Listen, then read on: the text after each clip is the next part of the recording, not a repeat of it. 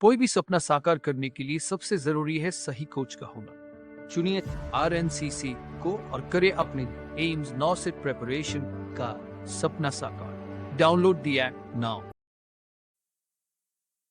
Hello everyone, welcome back to our YouTube channel RNCC Nursing Online Coaching and Online Test Series।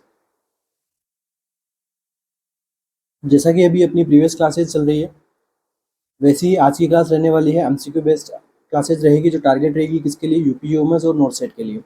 ठीक है, तो UP UMS के according to syllabus वहाँ पे क्या किया गया है कि वहाँ पे पर्टिकुलर बताया गया है कि भाई इस टॉपिक में से आपके इतने एमसीक्यू जाएंगे, इस टॉपिक में से इतने एमसीक्यू जाएंगे। तो उस प्रकार से हमने क्या किया, यहाँ हमने टेस्ट सीरीज हमारी बनाई है। ठीक है, उसे हमने क्या नाम दिया है, यूपी यूएमएस। इसके अंदर हमने क्या किया, टोटल 25 मॉडल टेस्ट पेपर हमने इंक्लूड किया है, प्लस हमारे जो आरएनसीसी के ऊपर जो डेली टेस्ट सीरीज है वो हम वहाँ पे क्या करते हैं, कंटिन्यू इस मॉडल टेस्ट पेपर के साथ हम प्रोवाइड करवाते हैं स्टूडेंट्स को। ठीक है, प्राइस एकदम इनकी अफोर्डेबल रखिए, अकॉर्डिंग टू सिलेबस हमने ये बनाया है। ठीक है, दूसरा नोट सेट जो आपके अपकमिंग आ रहा है उसकी भी हमने क्या कर रखा है, क्रैश कोर्स स्टार्ट किया हुआ है। ठीक है, काफ़ी सारे बच्चों ने एनरोल भी किया है और टेस्ट सीरीज भी हमने कंडक्ट करवा रहे हैं उसकी भी डेली बेसिस पे ऊपर। ठीक है, ये तो होगी टेस्ट सीरीज की बात। और आज का जो अपना सेशन रहेगा, लास्ट सेशन अपना कौन सा था, न्यूट्रिशन का। आज का सेशन रहेगा किसका, न्यूट्रिशन प्लस माइक्रोबायोलॉजी। ठीक है, क्योंकि यूपी यूएमएस के लिए और एम्स के लिए, और एम्स का जो एसएनओ एग्जाम है उनके अंदर जो रिसर्च मैनेजमेंट एजुकेशन और न्यूट्रिशन साइकोलॉजी, तो इन सब से एमसीक्यूज बनते हैं। एसएनओ एग्जाम में भी पूछे जाते हैं, तो एसएनओ की जो प्रिपरेशन कर रहे हैं उनके लिए भी ये इंपॉर्टेंट हो सकता है कि मैं उनको जो मैं टॉपिक्स यहाँ पे बता रहा हूँ उनमें से आपको एक या दो एमसीक्यूज मिल जाए तो भी बहुत आप लोगों के लिए अच्छा होगा। तो शुरू करते हैं आज के अपने सेशन को बिना किसी देरी के। अपना फर्स्ट एमसीक्यू है,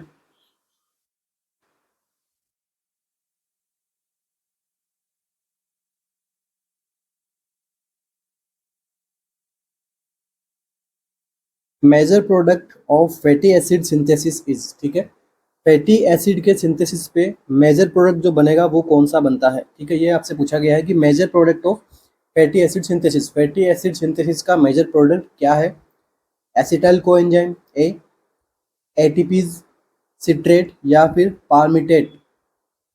एमसीक्यू सारे के सारे एमसीक्यू एग्जाम में पूछे गए हैं। ठीक है, कोई जिपमेर में, ईएसआईसी में। ठीक है, और जैसे स्टेट सीएचओ जैसे एग्जाम्स के अंदर, क्योंकि एमसीक्यूज वही हम पढ़ाएंगे जो एमसीक्यू एग्जाम में बने हुए, तो इनकी प्रोबेबिलिटी एमसीक्यू एग्जाम में आने की ज़्यादा है। तो देखो, फैटी एसिड के सिंथेसिस से क्या बनेगा, एसिटाइल कोएंजाइम, ए, एटीपी, सिट्रेट या फिर पाल्मिटेट। तो देखिए क्या पूछा गया, मेजर प्रोडक्ट का बारे में पूछा गया, तो मेजर प्रोडक्ट कौन सा होगा, ये होगा हमारा क्या, पाल्मिटेट। ठीक है, जो पाल्मिटेट है इसको अपन कह सकते हैं क्या, palmitic acid.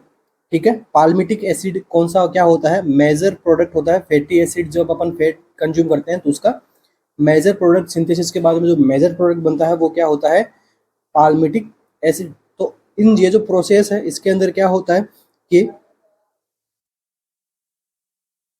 Enzyme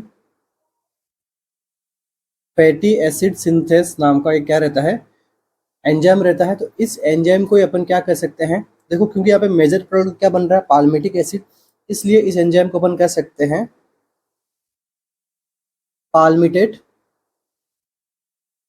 synthase enzyme. ठीक है, पाल्मिटेट सिंथेज एंजाइम भी इसको हम कह सकते हैं, या फिर इसको हम कह सकते हैं एंजाइम फैटी एसिड सिंथेज। ठीक है, क्योंकि एंड प्रोडक्ट क्या बन रहा है यहाँ पे, एंड प्रोडक्ट में भी मेजर प्रोडक्ट का बोल रहा हूँ मैं। ठीक है, तो इसमें क्या बनता है,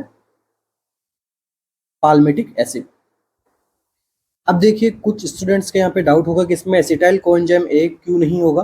तो देखिए, जब पाल्मिटिक एसिड का भी आगे और ब्रेकडाउन होता है तो ये क्या बनाता है, देखो पाल्मिटिक एसिड है उसमें कितनी कार्बन की चेन रहती है, तो इसके अंदर देखो 16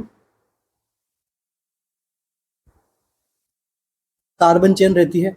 अब जब 16 कार्बन चेन का इनका क्या होता है, बेटा ऑक्सीडेशन, तो इन 16 कार्बन चेन का बेटा ऑक्सीडेशन होगा तो क्या होगा, 8 एसिटाइल कोएंजाइम ए का क्या होता है, प्रोडक्शन होता है। इसलिए हमारा प्रायोरिटी आंसर क्या जाएगा, पाल्मिटेट। अगर पाल्मिटेट ऑप्शन में नहीं होगा तो अपन किसको करेक्ट मानेंगे, एसिटाइल कोएंजाइम ए को। ठीक है, नेक्स्ट एमसीक्यू हमारा, अच्छा देखिए, ये एटीपी से आप क्या समझ सकते हो, एनर्जी। इसके बाद में देखिए एक ऑप्शन आपको मिला यहाँ पे, क्या नाम है इसका, सिट्रेट। तो सिट्रेट से आप क्या समझ सकते हो कि सिट्रेट क्या है, एक प्रकार का इसके अंदर क्या है, सोडियम। सोडियम सिट्रेट आप सभी नाम सुना होगा। तो सोडियम सिट्रेट, देखो सिट्रेट हमारी बॉडी में क्या करते हैं, help to prevent and treat high acid level in our body. ठीक है, अपने बॉडी के अंदर हाई एसिड लेवल को ऑटोमेटिकली बॉडी के अंदर क्या रहता है, सोडियम सिट्रेट रहता है, तो वो क्या करता है हमारी बॉडी में एसिड लेवल को यहाँ पे मैनेज करके रखता है। ठीक है, अब देखो एसिड लेवल को बढ़ने से क्या क्या प्रॉब्लम हो सकती है। तो देखिए एसिड लेवल में क्या आप बोल सकते हो, यूरिक एसिड लेवल। तो जब यूरिक एसिड का लेवल बढ़ेगा तो क्या होगा, पेशेंट में गाउट हो जाएगा, किडनी स्टोन्स वगैरह देखने को मिलेंगे। तो एक तरीके से आप क्या कर सकते हो कि जो सिट्रेट होता है वो आप क्या करेगा, गाउट से प्रिवेंट करेगा। ठीक है, क्यों करेगा, क्योंकि जो बॉडी के अंदर जो एसिडिक लेवल है इसको ये क्या करता है, कम करता है। ठीक है, इसको न्यूट्रलाइज करता है, एक तरीके से आप समझ सकते हो कि न्यूट्रलाइज करता है या फिर इसको कम करता है, डिक्रीज करता है। ओके, नेक्स्ट एमसीक्यू हमारा, use of zinc in diarrhoea is because it. ठीक है, डायरिया के अंदर आप सभी ने सुना है कि जिंक अपन एलिमेंट का अपन यूज करते हैं। तो इसका यूज करने का अपना पर्पज क्या है, reduce the risk, duration and severity of diarrhoeal approach. कि भाई डायरियल के जो एपिसोड्स हैं उनके ड्यूरेशन को ये कम करता है और डायरिया के आगे फर्दर रिस्क को भी कम कम करता है। एनहेंस इम्यून रिस्पॉन्स, अपना इम्यून रिस्पॉन्स को एनहेंस करेगा। Regulate intestinal transport and absorption of water and electrolytes. यह क्या करेगा, वाटर एंड इलेक्ट्रोलाइट्स के ट्रांसपोर्टेशन और उसमें एब्जॉर्प्शन में हेल्प करेगा, या फिर ऑल ऑफ द अबव, या फिर ये जिंक जो है वो सारे काम करेगा। क्या होगा, देखो इस एमसीक्यू का अपना आंसर,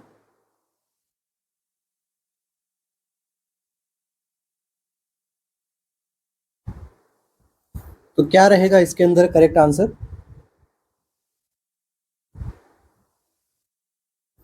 तो देखिए आप सभी ने पढ़ा होगा कि जिंक को जो है वो ओआरएस का जो सॉल्यूशन होता है उसके अंदर भी अपन ने क्या कर दिया है, एलोंग कर दिया। साथ में अपन ओआरएस के साथ में अपन क्या करते हैं, जिंक भी साथ में अपन देते हैं। ठीक है, तो देखो जिंक करता क्या है, तो जिंक का क्या काम है, जिंक ये सब कुछ काम करता है जो यहाँ पे ऑप्शंस के अंदर आपको दिखाया गया। सबसे पहले क्या करेगा, reduce the risk and duration and severity of diarrhoeal episode करता है। इम्यून सिस्टम को ये अच्छा करता है। Regulate intestinal transport and absorption of water and electrolytes को भी ये अच्छा करता है। तो देखो ये सब ऑप्शंस तो आपने समझ लिए। अब देखो इसका नेक्स्ट एमसीक्यू किससे बनता है, नेक्स्ट एमसीक्यू बनता है इसकी डोज क्या होनी चाहिए। तो देखिए डोज क्या रहनी चाहिए, डोज देखो अपना चिल्ड्रन, सबसे पहले हम बात करते हैं चिल्ड्रन की। तो चिल्ड्रन की अगर एज है लेस देन 6 मंथ, ठीक है, लेस देन 6 मंथ की एज है, तो यहाँ पे इसकी डोज अपन कितनी रखेंगे, 10 mg per day for 14 days तक। ठीक है, ये एमसीक्यू बना हुआ है, ये भी एमसीक्यू बना हुआ है, और 6 मंथ के नीचे अगर है तो ये भी एमसीक्यू बना हुआ है। ठीक है, ध्यान में रखना एमसीक्यू बना हुआ है इनसे, और 14 डेज तक देते हैं अपन। ठीक है, अगर मोर देन 6 मंथ का बच्चा है, ठीक है, तो यहाँ पे आप कितना दोगे, ठीक है, यहाँ पे आप दे दोगे 20 mg per day for 14 days तक। ठीक है, तो यहाँ पे दोनों में अपना क्या है, डोज चेंज हो रही है मेनली, और ये टाइम ड्यूरेशन तो सेम रह रहा है, और पर डे देना है आपको, बीडी नहीं देना है, ओडी देना होता है।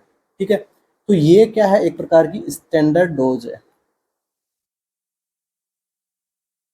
एग्जाम में आपको स्टैंडर्ड डोज का भी पूछे तो आपको क्या आंसर करना है, 20 mg पर डे। ओके, और देखिए जिंक के क्या क्या फॉर्म देखने को मिलता है हमें। तो देखो जिंक के साथ में आप क्या क्या किस किस फॉर्म में रहते हैं, तो जिंक सल्फेट, जिंक के साथ में ग्लूकोनेट, और जिंक के साथ में एसीटेट।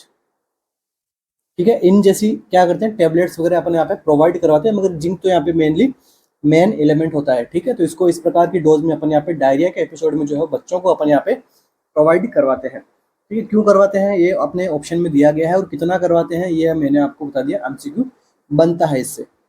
नेक्स्ट एमसीक्यू हमारा, a young lady present with tingling sensation in the leg and hand. एक यंग लेडी है जिसमें क्या हो रहा है, टिंगलिंग सेंसेशन देखने को मिल रहा है, कहाँ पे, लेग्स और हैंड्स में। ऑन एग्जामिनेशन, एग्जामिनेशन किया आपने, and she had fissure tongue and lesion in angle of mouth, उसको क्या देखने को मिला है कि उसके टंग के आसपास में क्या है, फिशर हो गया है और लीजन्स हो गया कहाँ पे, वो भी एंगल ऑफ माउथ पे। ऑन इन्वेस्टिगेशन जब हमने किया, लैब रिपोर्ट हमने इन्वेस्टिगेशन किया, हमने देखा कि उसके क्या है, लो आरबीसी है, ग्लूटाथियोन रिडक्टेज की एक्टिविटी भी कैसी है, लो है, ठीक है, लो आरबीसी ग्लूटाथियोन रिडक्टेज, ठीक है, इसकी एक्टिविटी कैसे देखने को मिली है, लो देखने को मिली है। डायग्नोसिस इज डिफिशियंसी ऑफ, तो ये सब जो आपको जो फैक्टर्स बताए गए हैं ये किसकी डिफिशियंसी की वजह से देखने को मिला है आपको, vitamin A B2, vitamin B6, vitamin B12 या फिर विटामिन B1, किसकी डिफिशियंसी से ये सारा साइन सिम्टम आपको देखने को मिला है।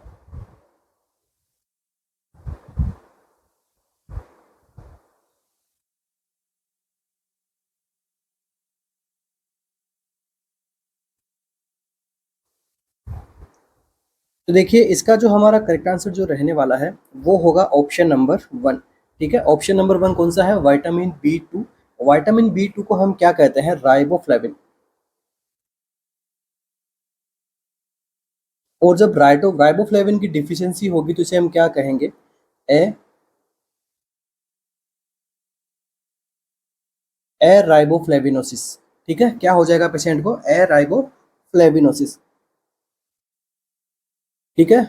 और हमने क्या पढ़ा था, बी कॉम्प्लेक्स किस प्रकार के होते हैं, वाटर सोल्यूबल होते हैं, मतलब बॉडी से एक्सक्रीट होते रहेंगे, मगर टेम्परेरीली इनका भी स्टोरेशन कहाँ पे देखने को मिलता है, टेम्परेरीली इनका स्टोरेशन कहाँ देखने को मिलता है, लीवर के अंदर। और लीवर के अंदर भी कौन सी फॉर्म में, ये एमसीक्यू पूछा जाता है कि कौन सी फॉर्म में जो है वो राइबोफ्लेविन का स्टोरेशन होता है, तो ये होता है फ्लेवी प्रोटीन के अंदर, ठीक है, फ्लेविनो प्रोटीन या फिर फ्लेवो प्रोटीन आप कह सकते हैं, फ्लेवो प्रोटीन।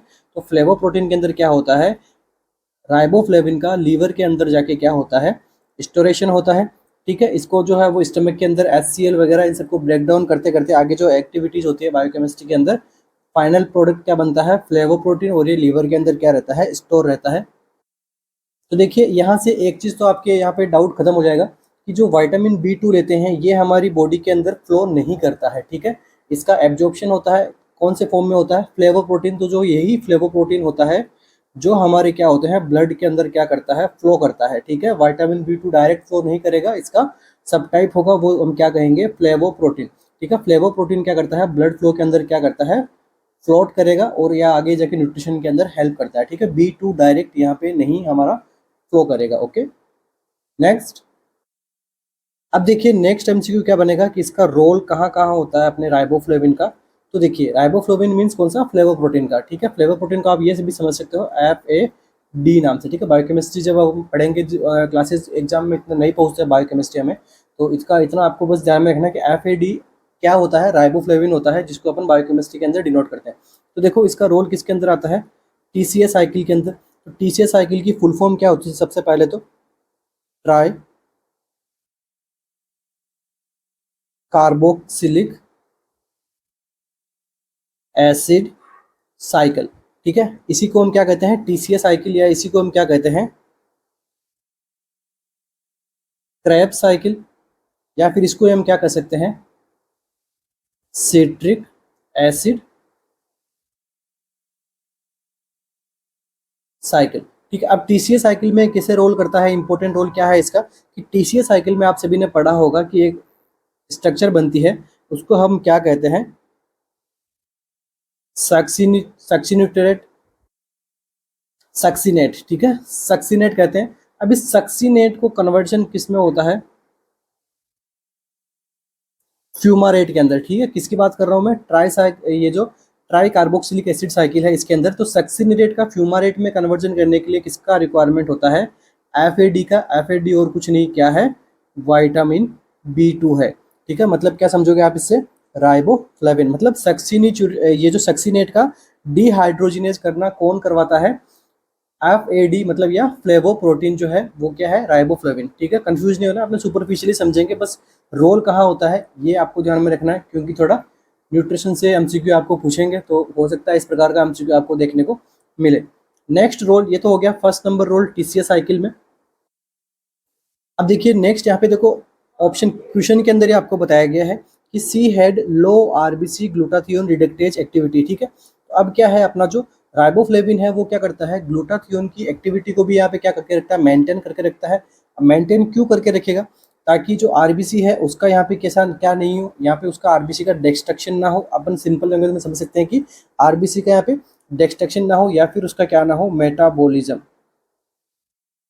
ठीक है, अब जब मेटाबॉलिज्म होगा किसका, ग्लूटाथियोन का मेटाबॉलिज्म होगा। अब ग्लूटाथियोन का मेटाबॉलिज्म हो जाएगा तो ये आरबीसी का भी ये उस पर इफेक्ट डालेगा। ठीक है, तो इसलिए और देखिए अब ग्लूटाथियोन रिडक्टेज की एक्टिविटी है। अब ये देखो ग्लूटाथियोन आप टेस्ट करोगे, ठीक है, ये है बेस्ट पैरामीटर टू असेस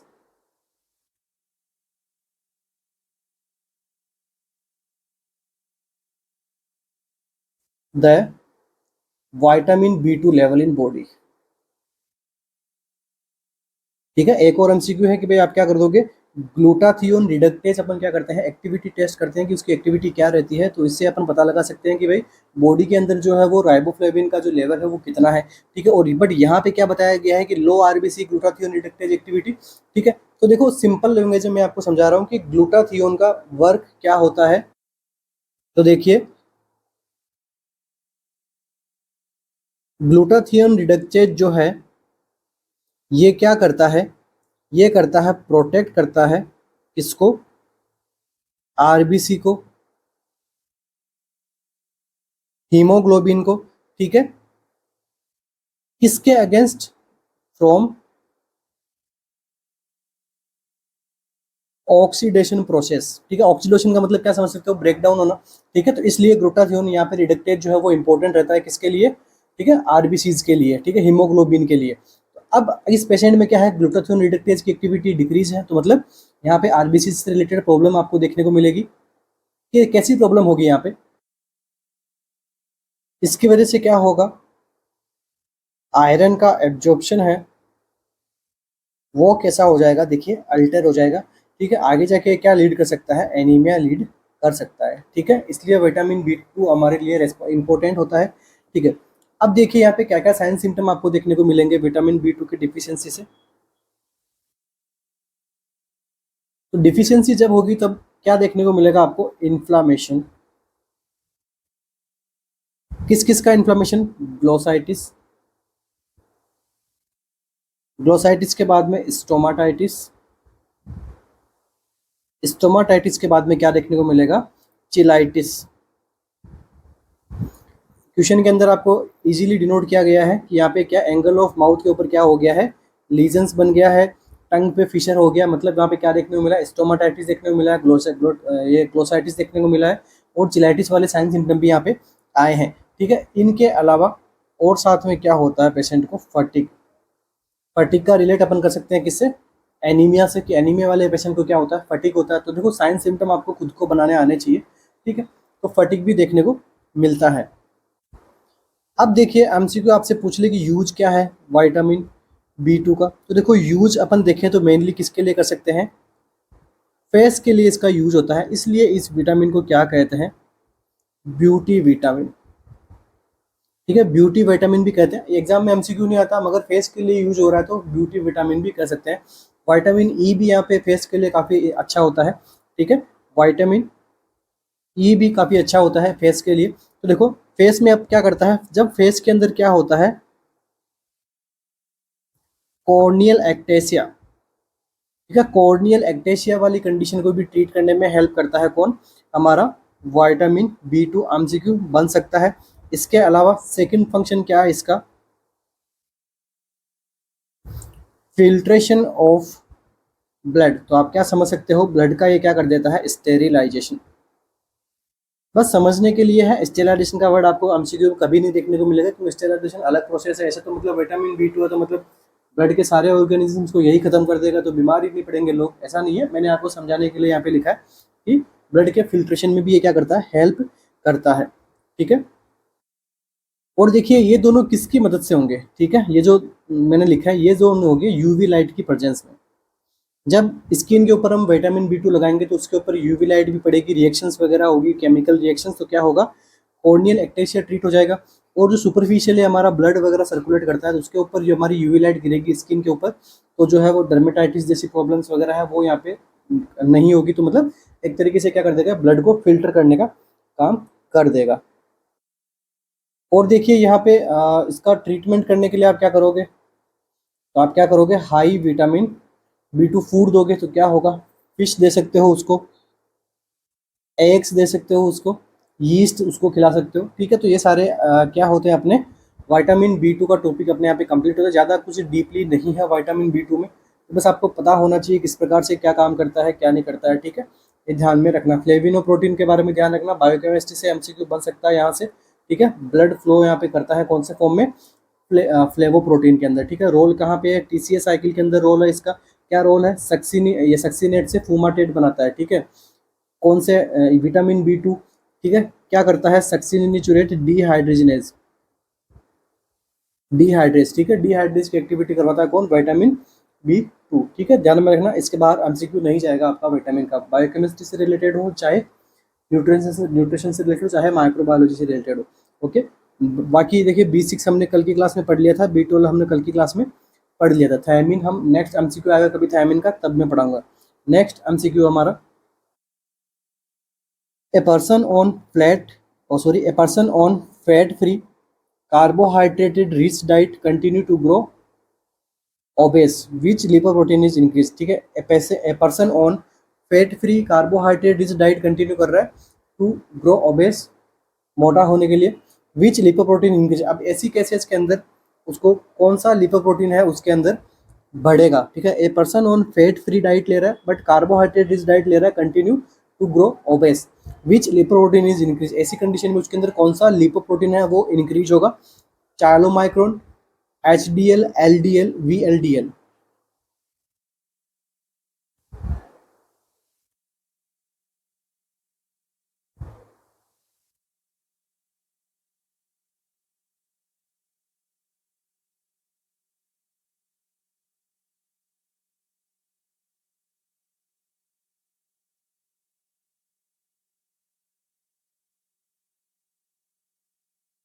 तो देखिए इसका जो आंसर होगा हमारा वो क्या होगा, वेरी लो डेंसिटी लिपोप्रोटीन, ठीक है। वेरी लो डेंसिटी लिपोप्रोटीन क्यों होगा, क्योंकि जब कभी भी हम कार्बोहाइड्रेट रिच डाइट ले रहा है, यहाँ पे पेशेंट क्या कर रहा है, कार्बोहाइड्रेट रिच डाइट ले रहा है, मतलब CHO की मात्रा यहाँ पे ज़्यादा देखने को मिलती है, तो इससे क्या बनेगा, ठीक है। इससे क्या बनेगा, increase acetyl co enzyme A, ठीक है। और ये एसिटाइल को एंजाइम ए के रूप में क्या होगा, फैट सिंथेसिस होगा।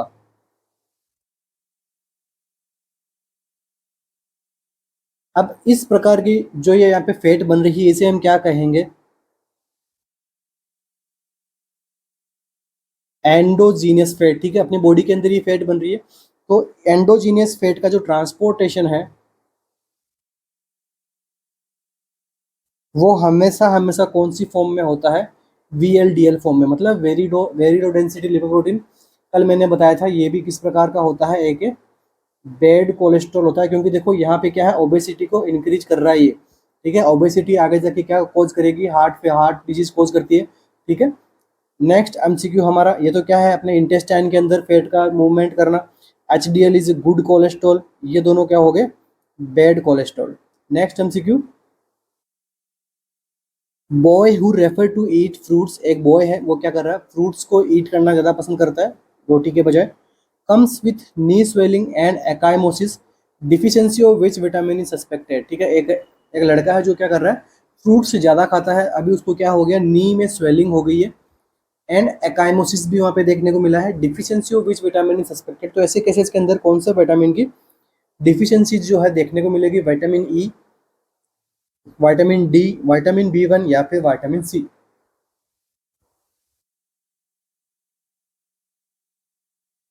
अच्छा MCQ है, पूछा हुआ MCQ है, ठीक है। देखो न्यूट्रिशन से आपको देखो डायरेक्ट MCQ मिलेंगे, या तो वो MCQ आपको आएगा या आपको नहीं आएगा, तो तुक्का तो मत लगाना प्लीज, न्यूट्रिशन का हो थोड़ा बहुत आइडिया हो, दो MCQ दो ऑप्शंस के अंदर आके आपको कॉन्ट्राडिक्शन हो तो वहाँ आप थोड़ा लगा सकते हैं, क्योंकि अभी 50% चांसेस होते हैं क्वेश्चन सही होने के, ठीक है। देखो ज़्यादा फ्रूट्स खा रहा है तो उसके अंदर किसका यहाँ पे डिफिशियंसी देखने को मिलेगा,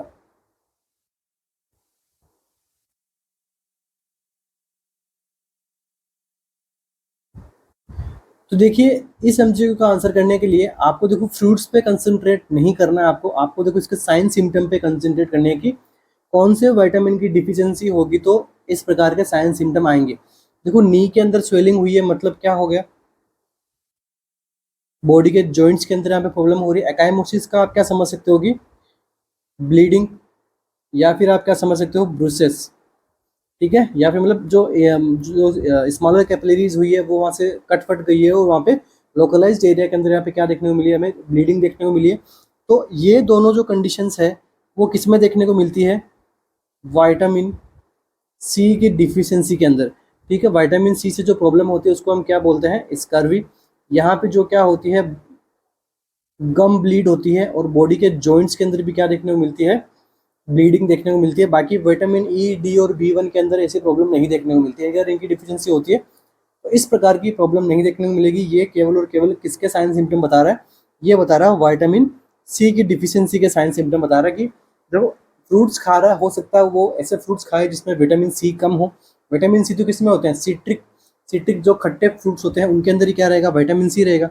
तो हो सकता है वो ऐसे फ्रूट ना खाए जिसमें ऐसे फ्रूट खाए जिसमें विटामिन सी की कमी हो, तो वो क्या लीड करेगा आगे जाके, नी स्वेलिंग हो जाएगी, जॉइंट के अंदर इन्फेक्शन इन्फ्लामेशन हो जाएगा, ठीक है, इसका भी रोग आगे जाके बन जाएगा उसको, ठीक है। और इससे क्या होगा, जॉइंट के अंदर जो कोलेजन फाइबर्स होते हैं, ठीक है, कोलेजन फाइबर्स के अंदर क्या हो जाएगा, मॉडिफिकेशन। मतलब जिस प्रकार से वो नॉर्मल तरीके से पहले वर्क करते थे अभी वो उस तरीके से वर्क नहीं कर रहे, मतलब उनके अंदर मॉडिफिकेशन हो गया। मॉडिफिकेशन होने की वजह से जो वुंड हीलिंग की प्रोसेस है वो है यहाँ पे क्या हो जाएगी, स्लो हो जाएगी, या फिर आप कह सकते हो डिक्रीज हो जाएगी, जिसकी वजह से जो है वो नी स्वेल रहेगा लंबे टाइम तक, ठीक है। तो नी स्वेलिंग क्यों हुआ है इसके बारे में भी हमने जाना है कि किस प्रकार से जो ये चीज़ें हैं वो अफेक्ट करती है हमारी बॉडी को, ठीक है। तो ज़्यादा फ्रूट्स खाने भी आपके लिए हानिकारक हो सकते हैं, तो ध्यान में रखिएगा, ठीक है। बाकी देखो क्वेश्चन से रिगार्डिंग किसी प्रकार का डाउट्स वगैरह हो तो आप हमें कमेंट बॉक्स में जरूर कमेंट कीजिएगा, ठीक है। और डेली बेसिस पे हम क्लासेस ले रहे हैं, कोई बच्चा न्यू है हमारे आज यूट्यूब चैनल पे तो सब्सक्राइब जरूर करके जाएगा। डेली बेसिस पे हम यहाँ पे क्लासेस लेते हैं, क्योंकि देखो नर्सिंग में पढ़ाने के लिए बहुत कुछ है, ठीक है। ऐसा नहीं कि जो अब तक आपने 6 महीने की कोचिंग में पढ़ा है बस वही सफिशिएंट है, नहीं, आपका कॉन्सेप्ट, आपका देखो टिल सिलेक्शन आपको क्या करते जाना, पढ़ते जाना है, ठीक है। इसलिए और टिल सिलेक्शन, आपकी जो टिल सिलेक्शन है तब तक हम आपके साथ हैं, ठीक है। बाद में आप भले हमें अनसब्सक्राइब करके आप जा सकते हो, मगर टिल सिलेक्शन अगर आपको सिलेक्शन लेना है तो आप आरएनसी के साथ जुड़िए, हम आपके कॉन्सेप्ट पे काम करेंगे, ठीक है। हम आपको क्वेश्चन, हो सकता है हम आपको क्वेश्चन सोल्व कम करवाएं, मगर हमारा एक ही टारगेट है कि आपका कॉन्सेप्ट बने। कॉन्सेप्ट से आप 1000 क्वेश्चन सोल्व कर लोगे, बट 1000 क्वेश्चन सोल्व करके आप एक बेहतर कॉन्सेप्ट आप नहीं बना सकते। कॉन्सेप्ट से ही क्वेश्चन सोल्व होगे, क्वेश्चन सोल्व से कॉन्सेप्ट बनना थोड़ा मुश्किल रहता है, ठीक है। तो आरएनसीसी में मेनली अपन यहाँ पे क्वेश्चन कॉन्सेप्ट पढ़ते हैं और कॉन्सेप्ट से अपन क्वेश्चन सोल्व करते हैं, ठीक है। नेक्स्ट एमसीक्यू हमारा डेक्सट्रोज इज, ठीक है, क्या पूछा गया आपसे, डेक्सट्रोज इज, डेक्सट्रोज क्या है, डी प्लस ग्लूकोज है, डी माइनस ग्लूकोज है, एल प्लस ग्लूकोज है, या फिर एल माइनस ग्लूकोज है, ठीक है। जब भी आप देखो डेक्सट्रोज को आप पढ़ते हो तो इसके अंदर किस प्रकार के आपको केमिकल देखने को मिलते हैं, किस प्रकार का आपको एलिमेंट देखने, डी प्लस ग्लूकोज होगा, डी माइनस ग्लूकोज होगा, एल प्लस ग्लूकोज होगा, या फिर एल माइनस ग्लूकोज होगा। तो देखिए इसका जो आंसर रहेगा वो क्या रहेगा, वो रहेगा ऑप्शन नंबर ए, ठीक है। डेक्सट्रोज की बोतल देखोगे तो आपको वहाँ पे क्या देखने को मिलेगा, डी प्लस ग्लूकोज, ठीक है।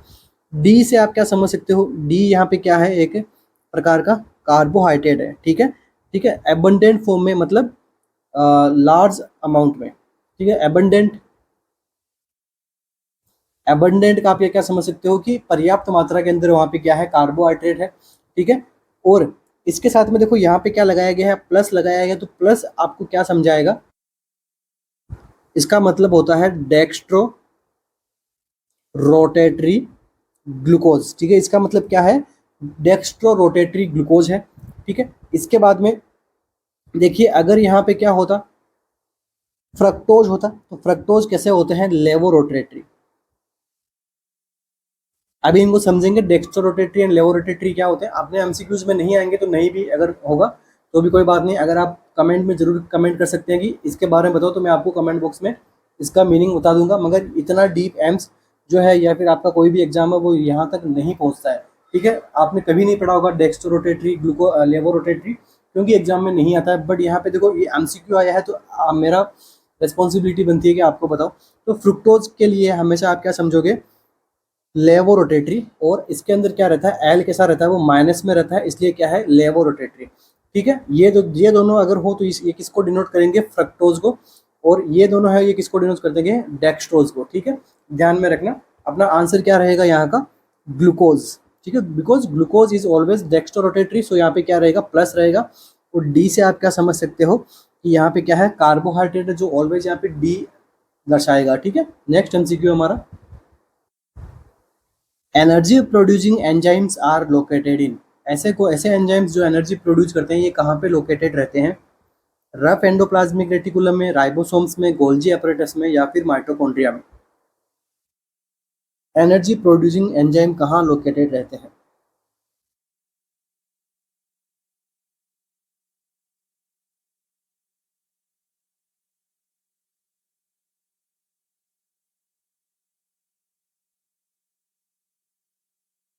देखो एनर्जी प्रोड्यूसिंग से आप अगर कंफ्यूज हो रहे हो तो आपको यहाँ ये इजी करेगा, एटीपी सिंथेसिस। तो एटीपी सिंथेसिस कौन करता है, माइटोकॉन्ड्रिया। ठीक है, कंफ्यूज होना ही नहीं है, बस आपको थोड़ा वर्ड्स के मीनिंग पता होने चाहिए। अगर आपको मीनिंग्स नहीं पता रहेगा तो आपके लिए क्वेश्चन हार्ड रहेगा, मीनिंग अगर आपका अच्छा रहेगा तो आपके लिए एमसीक्यूज इजी गोइंग हो जाएगा।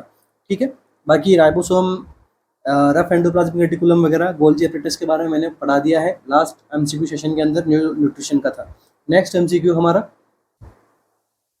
Fatty acids are not used by which organ, तो कौन से ऑर्गन्स के द्वारा जो है वो फैटी एसिड्स का यूज नहीं लिया जाता है, ब्रेन,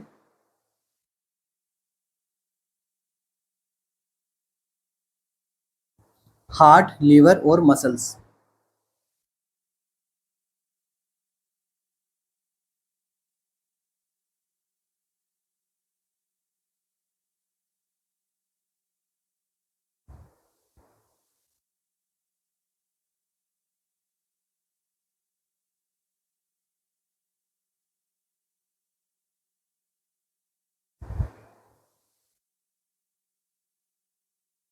अब देखिए यहाँ से एक इंपॉर्टेंट कॉन्सेप्ट बनेगा आपका, तो देखो ब्रेन अपना यहाँ पे क्या रहेगा, करेक्ट आंसर रहेगा। ठीक है, अब देखिए आप कहोगे कि सर फैट से तो जो है वो अपने को 9 किलो कैलोरी मिलती है। ठीक है, 9 कैसीएल मिलता है, सबसे ज़्यादा अपने को एनर्जी ही फैट से मिलती है। तो जब ब्रेन के पास में फैट नहीं जाएगी तो मतलब ब्रेन के पास में एनर्जी के लिए सोर्स कौन बचा, कार्बोहाइड्रेट एंड प्रोटीन्स। उनसे क्या है, कम एनर्जी मिलती है, मगर ब्रेन्स में क्या है, न्यूरॉन है, वहाँ पे इलेक्ट्रिकल सिग्नल्स वगैरह होते हैं, तो वहाँ पे तो एनर्जी की रिक्वायरमेंट ज़्यादा होती है। जी हाँ, आपकी थिंकिंग बहुत बिल्कुल राइट है अगर आप ऐसा सोच रहे हैं तो। बट देखिए ब्रेन के अंदर जो है वो देखो फैटी एसिड जो है वो डायरेक्ट मात्रा में नहीं जाते हैं। ठीक है, फैटी एसिड जो है वो डायरेक्टली ब्रेन के अंदर नहीं जा पाते हैं, क्योंकि ब्रेन के पास में क्या है, बी है। क्या है बी,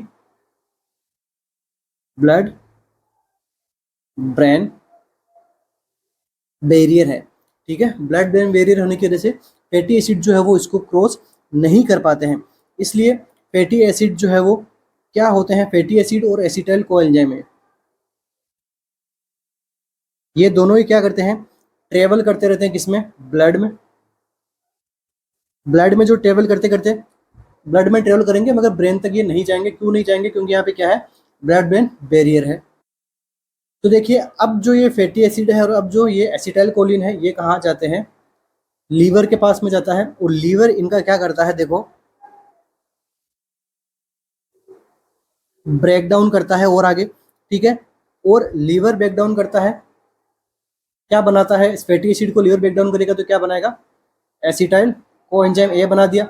अब इस एसिटाइल कोएंजाइम ए से सिंथेसिस होके क्या बनता है, कीटोन बॉडीज। क्या बन गया हमारा, कीटोन बॉडीज, ध्यान में रखो। अब ये जो कीटोन बॉडीज है वो ट्रेवल करती है ब्रेन तक, क्योंकि कीटोन बॉडीज आप सभी पढ़ते हो कि कीटोन बॉडीज जो है वो क्रॉस कर जाती है किसको, ब्लड ब्रेन बैरियर को। और जो ये कीटोन बॉडीज है वो आगे जाके फिर से ब्रेन में जाने के बाद में किस में कन्वर्ट हो जाती है, एसिटाइल कोएंजाइम ए के अंदर। और एसिटाइल कोएंजाइम ए से यहाँ पे ब्रेन को क्या मिल जाती है, एनर्जी।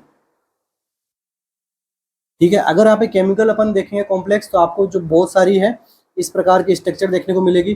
ठीक है, तो उनके अंदर हम नहीं जाना, क्योंकि हमें वो नहीं बनना, हमें क्या बनना है, नर्सिंग ऑफिसर बनना है। बट ये नर्सिंग ऑफिसर के अंदर भी ये काफ़ी अपर लेवल का है, क्योंकि ये सारा चीज़ें जो है वो एम्स नहीं पूछता है। ये कौन पूछता है? क्योंकि देखो न्यूट्रिशन के अंदर आपको ये टॉपिक दिया है यूपी यूएमएस ने।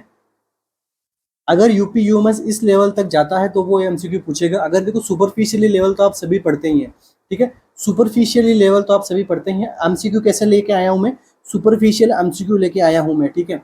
बट इसका आंसर क्यों हुआ है? आंसर हमेशा जो है वो कॉन्सेप्चुअल रहता है। तो कॉन्सेप्ट आपको समझने के लिए ये जो सारी प्रोसेस है वो आपको समझनी पड़ेगी, ठीक है। तो इसलिए मैं इन सबको थोड़ा एक्सप्लेन कर रहा हूँ, ताकि आप अगर वो थोड़ा कॉन्सेप्ट से भी आपको एमसीक्यू पूछे तो जो बच्चे यूपी यूएमएस के लिए प्रिपेयर कर रहे हैं, स्पेशली यूपी यूएमएस के लिए प्रिपेयर कर रहे हैं, तो वो ध्यान में रखें। क्योंकि थोड़े ऐसे क्वेश्चन देखने को मिलते हैं जो हम पढ़े हुए नहीं रहते हैं, वो एमसीक्यू आते हैं किसमें? हमारे कॉन्सेप्ट में से एमसीक्यू आते हैं। क्योंकि कॉन्सेप्ट नहीं पढ़ता है कोई भी पीछे का, बस एमसीक्यू देख लेता है, हाँ भाई हमें एमसीक्यू दे दो, एमसीक्यू दे दो, एमसीक्यू दे दो, पर एमसीक्यू से कुछ नहीं होता है। एग्जाम के टाइम पे आप कंफ्यूज होगे कि इसका क्या राइट रहेगा, ठीक है। कॉन्सेप्ट अगर होगा आपका तो अच्छा रहेगा, ठीक है। तो इसका आंसर आपको मैंने समझा दिया है कि डायरेक्ट जो है फैटी एसिड है वो ब्रेन में नहीं जाता है, एसिटाइल कोएंजाइम भी ब्रेन में नहीं जाता। तो ये क्या करेगा? लीवर ब्रेकडाउन करेगा किसका? एसिटाइल कोएंजाइम का। एसिटाइल कोएंजाइम से क्या बनेगा? कीटोन बॉडी, और ब्रेन के अंदर जाने के बाद में वापस से केमिकल्स रिएक्शन होगी। ऐसा तो कीटोन बॉडीज का अगर लेवल ब्रेन में ज़्यादा होगा तो कीटोन बॉडी तो क्या है? एक एसिडिक नेचर का है। तो ये क्या कर देगा? आगे जाके ब्रेन के अंदर ही प्रॉब्लम कर देगा, है ना, ठीक है। तो अब ब्रेन के अंदर प्रॉब्लम नहीं करवानी है हमें, ठीक है। अब नहीं करवानी है तो क्या करना है? एसिटाइल कोएंजाइम ए के अंदर वापस कन्वर्ट कर दो, फिर ब्रेन उससे क्या कर लेगा? एनर्जी ले लेगा, ठीक है। इस प्रकार से ब्रेन के अंदर एनर्जी पहुंचती है फेट का, मतलब जो फेट का डाइजेशन होके। आई होप आपके अच्छे से समझ में आया हो। और सीरियसली अगर आपको वीडियो अच्छा लगा है ना तो कमेंट जरूर करना यार प्लीज़, क्योंकि देखो यहाँ पे आपको दिख रहा है कि मैं कितना हार्डवर्क कर रहा हूँ आप सभी के लिए, ठीक है। तो थोड़ा सा आप इसको कंसिडर करते हुए चले, बाकी नहीं भी करोगे तो कोई बात नहीं, मैं तो ऐसे ही हार्डवर्क करता रहूँगा, क्योंकि इससे मेरा खुद का भी ग्रोथ हो रहा है, ठीक है। आपका ग्रोथ हो रहा है, साथ में मेरा भी ग्रोथ हो रहा है, क्योंकि मैं भी इन सबको पढ़ के आपको पढ़ा रहा हूँ, ठीक है। क्योंकि यूपी में से सिलेबस दिया है उसने, तो हो सकता है इनमें से पूछे। पूछ लेगा तो मेरी मेहनत सफल हो जाएगी, नहीं पूछेगा तो भी कोई बात नहीं, आपको थोड़ा नॉलेज बढ़ेगा, मेरा भी नॉलेज बढ़ेगा। बट एमसीक्यूज तो इसी प्रकार के आएंगे, ठीक है। ये सब चीज़ पूछे ना पूछे, बट एमसीक्यूज तो आपके इसी प्रकार के आएंगे एग्जाम के अंदर, तो ध्यान में रखना। नेक्स्ट एमसीक्यू हमारा, mechanism of action of enzyme is all except, ठीक है। Mechanism of action of enzymes है सभी, जो भी यहाँ पे नीचे मैकेनिज्म दी गई है ये सभी क्या है? एक्शन है एंजाइम के, कि एंजाइम इस प्रकार से काम करेगा, एक्सेप्ट कोई एक ऑप्शन को छोड़ के। Acid base catalysis, catalysis by proximity, catalysis by denaturation, catalysis by strain. कौन सा ऐसा एक्शन है जो एंजाइम नहीं करते हैं? ये सिंपल एमसीक्यू है, पूछा गया एमसीक्यू है, तो क्या है करेक्ट आंसर? क्या होगा इसका?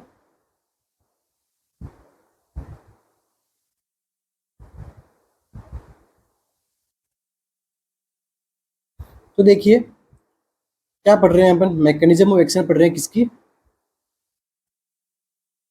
एंजाइम्स की। तो अब देखो मैकेनिज्म एक्शन में एंजाइम्स में क्या आता है? सबसे पहले क्या आता है? एसिड बेस कैटालाइसिस, ठीक है। एसिडिक एंड बेसिक मीडियम के अंदर वो क्या कर रहा है? कैटालिसिस कर रहा है एंजाइम्स के द्वारा, ये होता है। सेकंड क्या होता है? Catalysis by proximity. तो देखो यहाँ पे प्रॉक्सिमिटी से आप क्या समझ सकते हो कि यहाँ पे जो एंजाइमिक एक्टिविटी का अंदर जो रिएक्टिविटी होती है, या फिर आप समझ सकते हो रिएक्शंस जो होते हैं वो यहाँ पे क्या रहती है? फास्ट रहती है काफ़ी। बाकी की जो तीनों मैकेनिज्म है उनसे फास्ट रहती है किसके अंदर? कैटालिसिस बाय प्रॉक्सिमिटी के अंदर, ठीक है। इसके बाद में जो थर्ड वन है वो क्या है? Catalysis by strain. And fourth one कौन सा है? कोवलेंट कैटालिसिस, ठीक है। तो ये तीनों चार मैकेनिज्म होती है मेनली, तो कौन सी नहीं होगी? कैटालिसिस बाय डिनेचुरेशन, ठीक है। डिनेचुरेशन में क्या होता है? Destroy the enzymatic activity. ये क्या करता है? एंजाइमेटिक एक्टिविटी को डिक्रीज कर देता है, इसलिए, या डिस्ट्रॉय कर देता है, इसलिए इसको जो है वो मैकेनिज्म ऑफ एंजाइम के अंदर इंक्लूड नहीं किया गया है, ये अलग से सेपरेट रखा गया है हमारे। Next MCQ, Mycobacterium tuberculosis was discovered by, Mycobacterium tuberculosis जो है वो इसके द्वारा डिस्कवर किया गया था?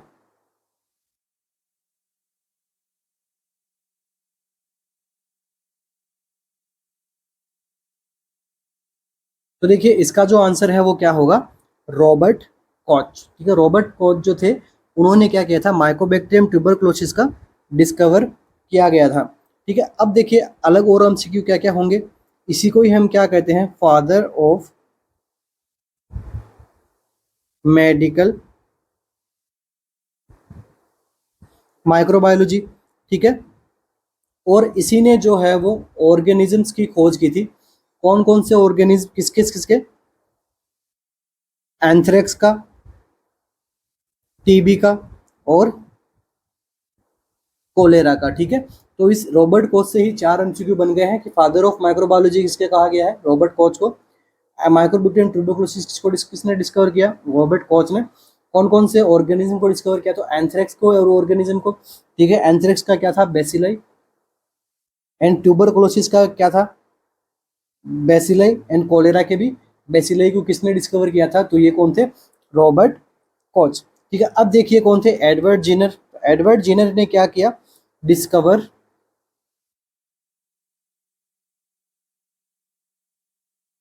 Small pox vaccine. ठीक है, स्मॉल पॉक्स वैक्सीन का डिस्कवर किसने किया, तो एडवर्ड जिनर। ठीक है, पूरा नाम क्या दे सकते हैं इसका, एडवर्ड जिनर ने।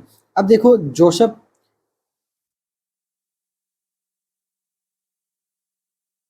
नेक्स्ट कौन है, जोसेफ लिस्टर। तो जोसेफ लिस्टर है, इन्होंने क्या किया था, इन्होंने किया था introduce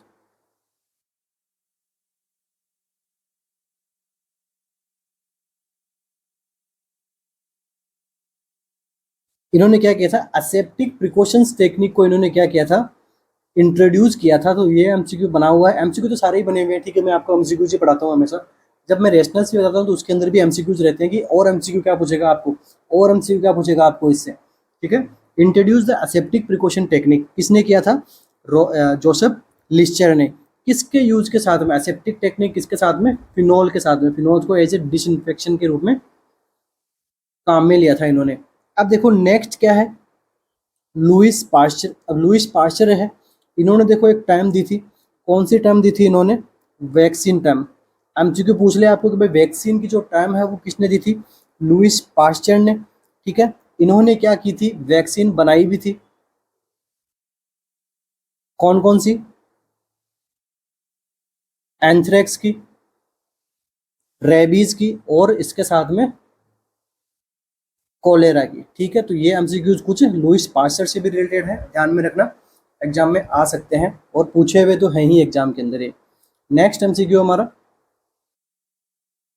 a type of immunity that occur when the vaccination of a portion of population। ठीक है, vaccination of a portion of population provide protection to unprotected individual। मतलब ये क्या है, एक population है, तो इस population के अंदर क्या हुआ है, ये जो मैं ब्लू डॉट बना रहा हूँ, इन लोगों को क्या हुआ है, केवल वैक्सीनेशन किया गया है। अब देखिए इस पॉपुलेशन के अंदर बहुत सारे क्या है, रेड डॉट में मिला देता हूँ। अब इन रेड डॉट वाले को क्या है, नॉट वैक्सीनेटेड, एंड ब्लू वाले क्या है, वैक्सीनेटेड है। अब इन जो वैक्सीनेशन किया गया है, इस वैक्सीनेशन के द्वारा ये जो नॉट वैक्सीनेशन वाले पेशेंट है, जो पर्सन है, वो भी कैसे हैं, प्रोटेक्ट हो गए हैं।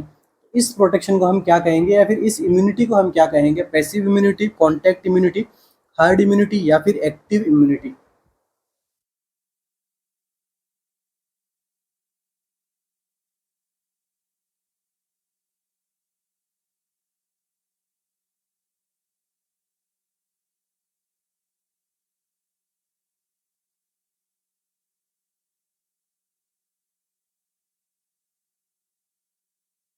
तो देखिए इसका जो आंसर रहेगा वो क्या रहेगा, herd immunity. Herd immunity is the correct answer for this MCQ.